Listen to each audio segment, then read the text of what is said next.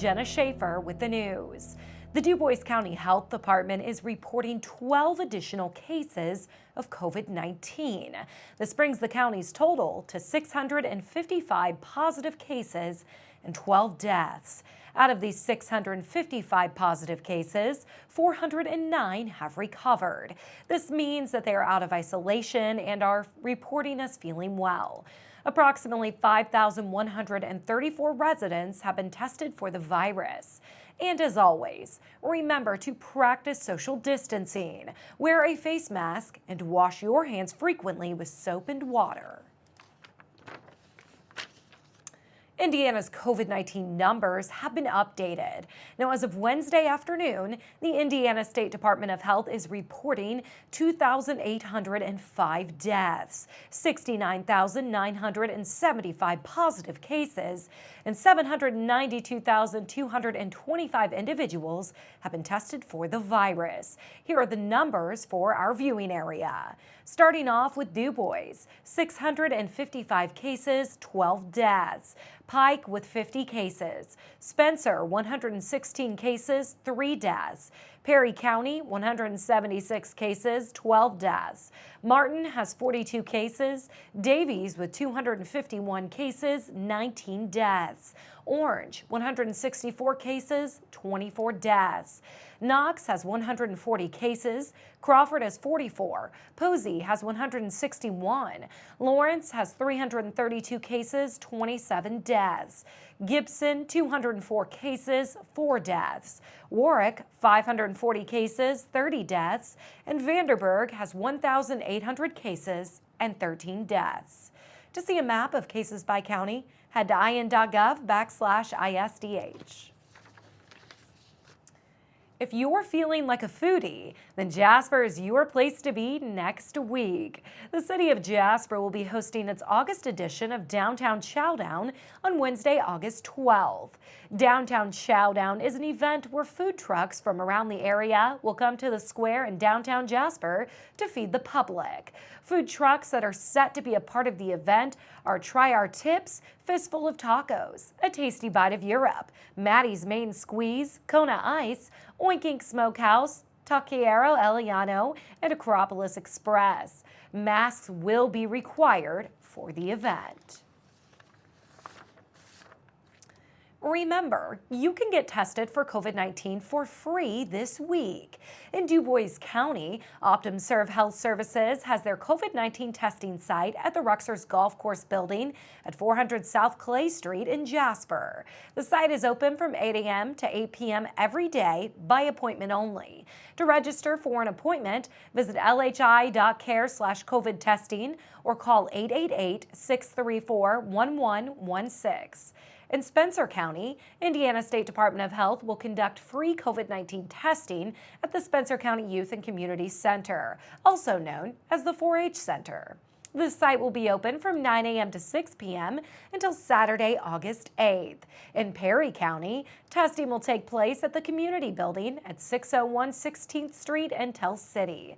The site will be open 9 a.m. to 6 p.m. Monday through Friday, August 7th. No appointment is necessary and masks are required. Anyone 13 years old and older can be tested regardless of insurance status, and you do not need to have symptoms to be tested. However, you will be advised to home quarantine until results are back if you are symptomatic. For more information, visit the Indiana State Department of Health at coronavirus.in.gov. Indiana's American Federation of Teachers says it supports the National Union's resolution that calls on members to go on strike to ensure schools reopen safely. During a press conference on Tuesday, the union, which represents around 4,500 educators and education staff statewide, called for schools to only reopen for in-person instruction if coronavirus cases are kept under control, if teachers and staff are provided with adequate personal protective equipment, and funding for necessary resources such as masks and cleaning products is provided. Indiana President Glenn Dunham says the union has no current plan to strike, but it is monitoring reopenings day by day.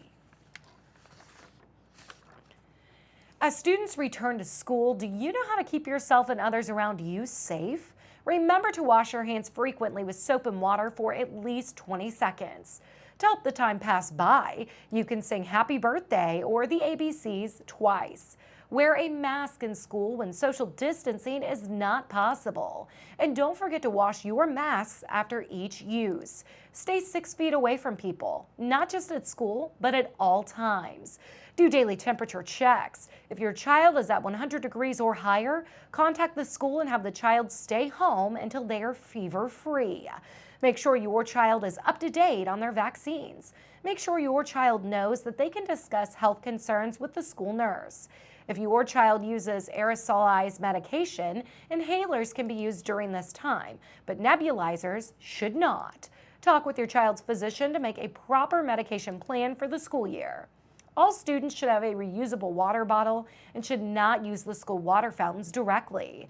The school needs to have emergency contacts in case your child starts showing COVID-19 related symptoms. If they are symptomatic, they must be picked up immediately and placed in isolation. Remember that if your child shows any symptoms of COVID-19, like fever, cough, shortness of breath, fatigue, sore throat, chills, muscle or body aches, headaches, loss of taste or smell, diarrhea, nausea, vomiting, or congestion or runny nose, then they should not be at school. Residents have one more chance to have their COVID-19 related questions answered next week. The final speakers of Memorial Hospital's 3-part Zoom series are Melissa Leakin, MSW, and Heather Terwisky, MSW, LCSW. The last session will focus on the mental health aspect of the COVID-19 pandemic. Leakin earned her Master of Social Work degree from the University of Southern Indiana and is currently a crisis intervention specialist at Memorial Hospital. Terwisky also earned her Master's of Social Work degree from the University of Southern Indiana. She serves as a licensed clinical social worker and is the clinical supervisor of the Crisis Assessment Team. The final session takes place on Tuesday, August 11th from 11:30 a.m. to 12 noon on Zoom.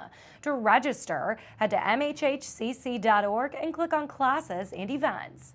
If you have any questions, call Memorial Hospital's Marketing Department at 812-996-2352. Rock fans, get ready. The Lincoln Amphitheater is paying tribute to artists in the Rock and Roll Hall of Fame on Saturday, September 5th. Doors open at 6 p.m. and a 2-set performance starts at 7. All times mentioned are central. Seating is limited to 325 and guests are required to wear face masks when entering the facility and inside any indoor spaces while at the amphitheater. Guests can remove their face masks once they are seated and socially distanced. Face coverings can be purchased for $2, but guests are encouraged to bring their own. You can purchase general admission social distance seats at $17.95 at LincolnAmphitheater.com or by calling 812-937-2329. There is also a limited amount of general admission social distance seats for $9.95 for the Carolina Story performance on Sunday, August 16th. For more information, you can visit our website at WJTS.tv. The Indy 500 will be a lot quieter this year as it will be fanless for 2020. The 104th running of the greatest spectacle in racing will be the first without spectators, who showed up at Indianapolis Motor Speedway every year, even during the Great Depression. It was a flip for Indianapolis Motor Speedway owner Roger Penske, who initially said he wouldn't run the 500 without fans. But as the pandemic continues to spread through the nation, the decision was made to limit capacity to 50%. The Speedway then lowered that number to 25% and now has decided on no fans at all. Anti-death penalty activists have asked a federal judge to order Indiana State Police to stop blocking roads to a prison where federal executions have resumed after a 17-year pause. A lawsuit filed on their behalf Tuesday says the roadblocks constitute unconstitutional no-protest zones and impede protesters' free speech rights. Hours before 3 July executions, troopers cut off public roads to the Federal Correctional Complex in Terre Haute, Indiana. 4 more executions are planned over the next 2 months as part of the Trump administration's resumption of federal executions. The lawsuit filed in Indianapolis says blocked roads have forced activists to gather nearly 2 miles from the prison.